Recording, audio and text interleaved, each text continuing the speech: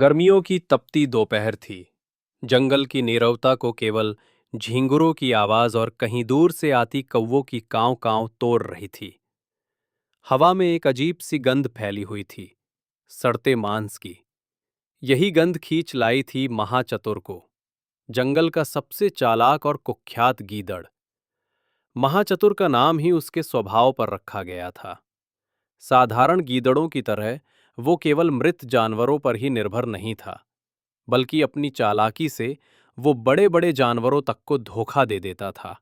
उसकी आंखें हमेशा कुछ नया सोचती रहती, दिमाग हमेशा योजनाएं बुनता रहता। अचानक झाड़ियों के बीच से निकलते ही उसने देखा, एक विशालकाय हाथी जमीन पर निर्जीव पड़ा था। उसकी देह ठंडी हो चुकी थी, चारों पैर ढीले पड़े थे और उसकी विशाल खाल पर मक्खियां भिनभिना रही थी। महाचतुर की आंखों में चमक दौड़ गई। वाह, इतना बड़ा खजाना! अब तो हफ्तों तक दावत चलेगी, उसने मन ही मन कहा।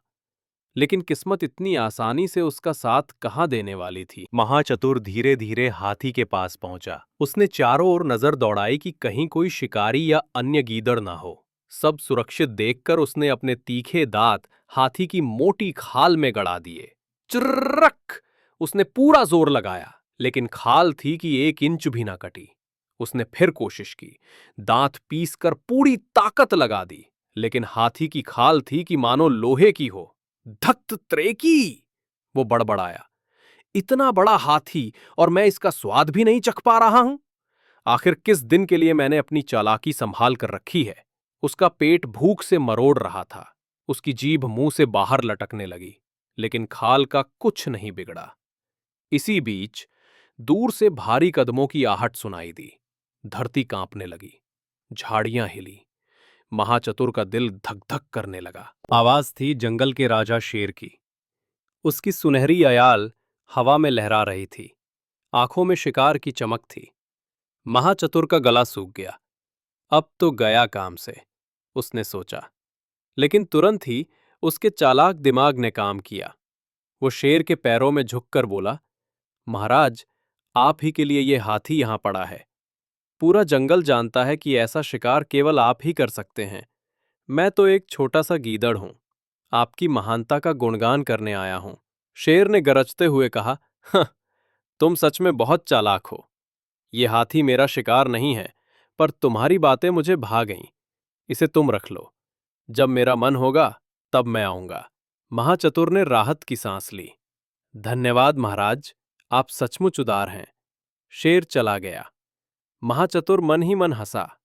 बच गया और हाथी अब मेरा है। शाम ढल रही थी, आकाश लालिमा से भर गया था। तभी झाड़ियों से निकलकर आया बाघ। उसके दांत चमक रहे थे, आंखें चमक रही थीं। महाचतुर का खून सूख गया। बाघ ने गरज कर कहा, वाह, इतना बड़ा हाथी! आज तो दावत है। महाचतुर ने तुरंत डर का नाटक किया, कांपती आवाज में बोला, अरे अरे, मत छूना, ये तो शेर महाराज का शिकार है। उन्होंने मुझे यहां पहरे पर रखा है। अगर उन्हें पता चला कि किसी ने हाथी को छुआ तो तुम समझ सकते हो क्या होगा। बाघ की आंखें फैल गईं। उसने इधर उधर देखा, मानो शेर अभी आ ही जाएगा। उसका चेहरा पीला पड़ गया। नहीं, मैं शेर से पंगा नहीं ले सकता। इतना कहकर वो तेजी से भाग गया। महाचतुर हंसते हंसते लोटपोट हो गया। अरे वाह, दिमाग हो तो क्या ताकत की जरूरत है। अगली सुबह हवा में ठंडक थी और हाथी की देह अब और भी सख्त हो चुकी थी। महाचतुर परेशान था। अगर खाल नहीं फटी तो सारी मेहनत बेकार जाएगी। उसी समय एक पतला, तेज तर्रार चीता वहां आ पहुंचा। महाचतुर ने तुरंत मुस्कुराकर कहा, हरे मित्र, कितने अच्छे समय पर आए हो। शेर महाराज ने आदेश दिया है कि हाथी की खाल उतार दो, ताकि हम सब आराम से मांस खा सकें। चीते ने गर्व से सिर हिलाया। वाह, शेर ने मुझ पर भरोसा किया है। वो अपने नुकीले पंजों से खाल उधेड़ने लगा। कई घंटों की मेहनत के बाद आखिरकार खाल कट गई। महाचतुर की आंखें चमक उठीं। तभी उसने चीख कर कहा, भागो, शेर आ रहा है। चीता घबराकर चारों पैर पीछे खींचे और बिजली की तरह भाग निकला। महाचतुर ठहाका लगाकर हंस पड़ा। वाह, अब मांस पर पूरा हक मेरा है। रात गहराने लगी थी। तभी झाड़ियों से एक और गीदड़ निकला। वो महाचतुर जैसा ही था, तेज, चालाक, चालबाज। उसने गुर्राकर कहा, ये हाथी अब केवल तेरा नहीं, मैं भी इसे खाऊंगा। महाचतुर की आंखों में क्रोध चमका। ये मेरा शिकार है, मैं ही इसे संभाल रहा हूं। दोनों गीदड़ भिड़ गए। जंगल में चीख पुकार मच गई। वे दांतों और नाखूनों से एक दूसरे पर झपटते, धूल उड़ती, चीखें गूंजती। आखिरकार महाचतुर ने जोरदार काट मारी और दूसरे गीदड़ को खदेड़ दिया। वो चीखता हुआ भाग गया। महाचतुर ने थक कर लंबी सांस ली। अब ये हाथी केवल मेरा है। कई दिनों तक महाचतुर हाथी का मांस खाता रहा।